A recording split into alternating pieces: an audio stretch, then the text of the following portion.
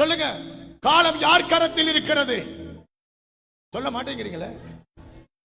காலம் யார் கரத்தில் இருக்கு? நேரம் யார் கரத்தில் இருக்கு? உங்க ஆயுசு யார் கரத்தில் இருக்கு? உங்க வயது யார் கரத்தில் இருக்கு? உங்க குடும்பம் யார் கரத்தில் இருக்கு?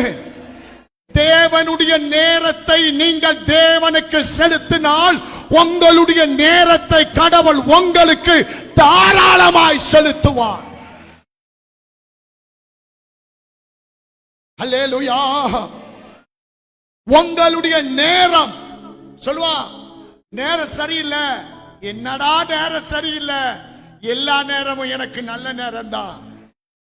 வாஸ்து சரியில்லை, உன் வாய் சரியில்லை, அதுல 2 லிட்டர் பெனாயில ஊத்தி கழுவணும். உன் இருதயம் சரியில்லை, உன் சிந்தை சரியில்லை, உன் கேரக்டர் சரியில்லை, உன் பழக்க வழக்கம் சரியில்லை. அப்ப என்ன